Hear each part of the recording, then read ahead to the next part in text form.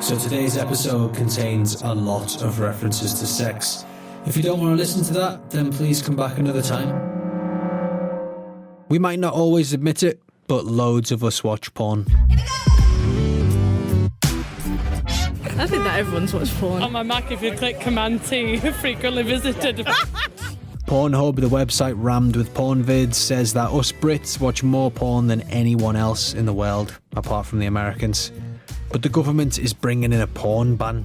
This will mean that any adult who wants to watch porn will need to prove they're over 18 in order to do so, by showing ID. Why? Well, the government say they want to protect children under 18s so they can't access porn. But having to show your ID to watch porn on the internet has left people feeling, well, a little uneasy and sleazy. I'm worried. If it's like a child, then it's a good reason, right? Ultimately, if it's going to prevent young people or fewer people watching porn, then I think that's ultimately a good thing. I'm Ben Zand, and this is The Next Episode.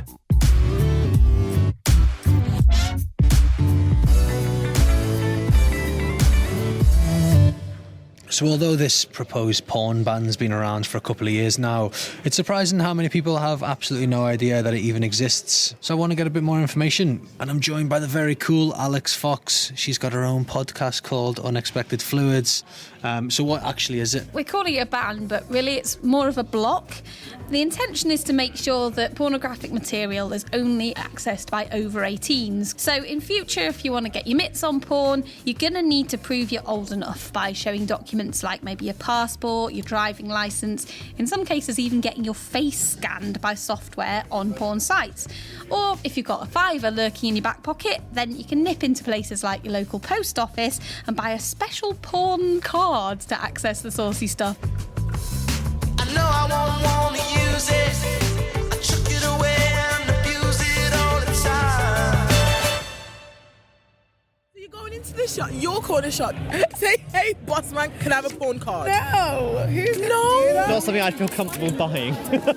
Do you get your mum to buy you a porn card? I've already started not being embarrassed of buying tampons. So the law was meant to come into place in just a couple of weeks on July 15th, but it's been pushed back by 6 months after having already been pushed back from April 2018. The government apparently failed to tell the European regulators about the plan, and there are people now who are wondering whether it's going to go forward at all.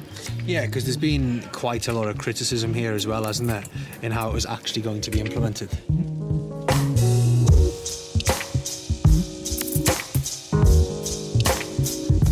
For a start, the ban doesn't apply to social media, and I know that people can use VPNs or virtual private networks to essentially fool porn sites into thinking that their computers are somewhere other than the UK, so they don't need to prove their age. All right, so thank you, Alex. And just so it's clear, according to the government, the porn ban is to stop children from watching porn on porn sites.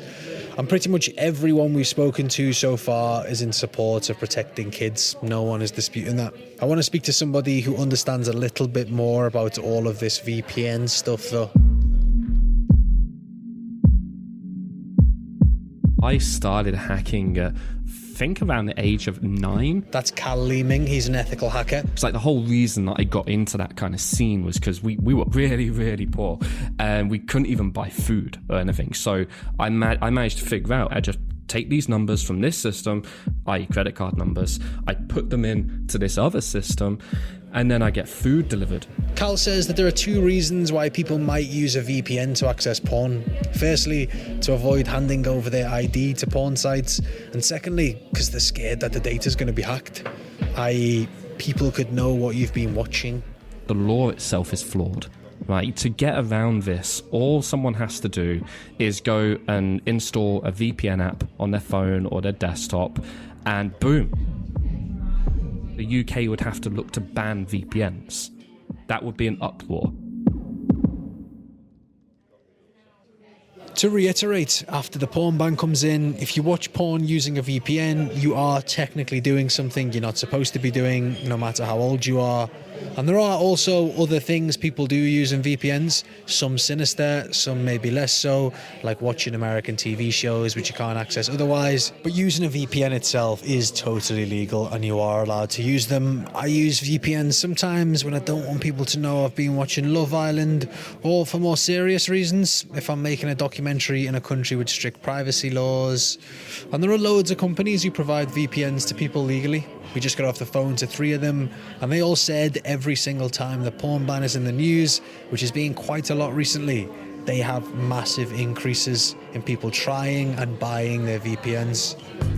A 30% increase in the website visitors during that week. Previously seen rises in VPN in countries following certain laws. We've noticed an increase in both downloads for the trial version and sales by around 20%. And that's probably worth remembering. Every time the government talks about its porn ban, more people pay for VPNs. And the 3 VPN companies have got hundreds of thousands of users in the UK. Dom Dimas works at the VPN company Surfshark. There is no question that more people will use VPNs after the porn ban will come into effect, because we see it from our historical numbers. Usually when there's an announcement about some ban, let's say porn ban in UK, it's about a 30% increase in the website visitors during that week from the UK, not from other markets, only UK. Scott McGrady is a cybersecurity agent who spends a lot of his time talking about internet safety. So a while ago I gave a talk at a school in a room full of both students and adults, so teachers. I asked how many of you know what a VPN is, and all the students put their hands up. Some of the teachers did, but some of the teachers were unsure what a VPN actually was, what went through it, how it worked. But the students got that. They've used these VPNs for years in gaming to get different content, also things like streaming sites. So if it's to protect kids, protect students, protect young people, they're the exact generation that knows how to bypass this ban. So what seems to be the flaw with this proposed law is that despite it having the aim of protecting kids from porn, the people most equipped of getting around it are kids. And interestingly, we approached the government about this, and they actually agreed. A spokesperson at the Department for Culture, Media and Sport in the government said some children who really want to access pornography will find workarounds, but the porn ban goes a long way to stopping children stumbling across porn inadvertently. So they've basically admitted that there is a flaw in their legislation, which is interesting. If porn sites don't do the age verification, then they face being blocked by internet providers. But I want to know how this ban will affect the porn industry. How will it affect people who run porn sites, who are making porn available commercially? What do they think of VPNs? And luckily, there's a porn festival happening. We drove around LA with me and this guy, having sex in the back of the car. If more and more people are going to use VPNs after the porn ban comes in, what does that mean to people like Vex Ashley? I am a porn performer, director, producer, general all-round internet naked person. She's also got her own website called 4 Chambers, which features porn films that she directs and stars in. What's really difficult is it feels like nobody actually really knows how it's going to affect everyone. It's going to be incredibly easy to bypass that system. People are not as dumb as the government think that they are. People know how to use a VPN. The most important thing is that people can experiment and explore sex without feeling like they're being constantly observed. I'm not going to make people give away a bunch of their personal information. I think the truth is that you just can't stop kids watching porn. Older generations don't understand how resourceful kids are. We as a society have a responsibility to prepare young people for sex in a way that gives them the tools to go into it centering pleasure, but also understanding the idea of fantasy and the idea of reality.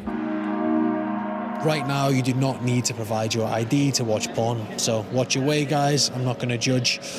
But the government has said they still intend on putting the porn ban in place at some point. And we chatted to all opposition political parties, Labour, the Lib Dems, the Scottish National Party and the Greens. I'm Christine Jordan, the Liberal Democrat. Hannah Bardale, SNP spokesperson on My name's Liam McClelland, representing the Young Greens. All politicians aim to protect children, but not all of them agree that the government's porn ban is the best way to do that. I just think the government plans for age verification are illiberal. Here's Christine Jordan from the Liberal Democrats. They pose a danger to a lot of people's privacy, and to be honest, I think they're fundamentally unworkable. I used to worry about my life, don't wanna throw it all away. Been waiting for so long, so long. Alix Fox, what do you think is going to happen now? No matter what happens, really, I don't think porn is ever really going to go away, and sex is definitely never going to go away, or we'll all die. So my big mission is to make sure that young people have adequate access to clear, reliable, inclusive information and education about sex. Thank you very much to everyone who got involved in today's podcast. We're trying to talk about porn in a way that, well, you know, people actually talk about porn. There are loads of issues in the porn world, but watching it is obviously pretty normal. If you want to let us know what you thought about today's podcast, get in touch. TheNextEpisode@bbc.co.uk is our email address. I hope you're enjoying the music in the podcast too. As always, everything comes from BBC Music Introducing. This is Volo, and the track is Love and War. I don't remember. Something in the air just throws and threw me off. But you got hands on my attention. Oh, got your fingers on my self-control. No, I don't mind it. And I don't need no reminding. I could lose it all. But with all I could lose, I'd still let you. For all's fair in love and war.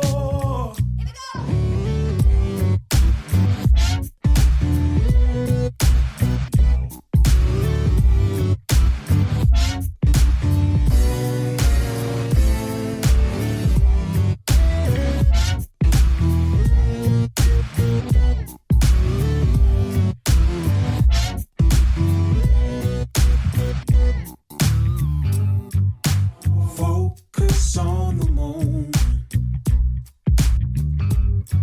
Feel the ropes round your composure. Slowly work loose. Ever closer to unfolding. Ever closer to revealing. No, I'm not scared. And I'm so underprepared. If I should lose it all, but with all I could lose, and like I've always told you, all's fair in love and war.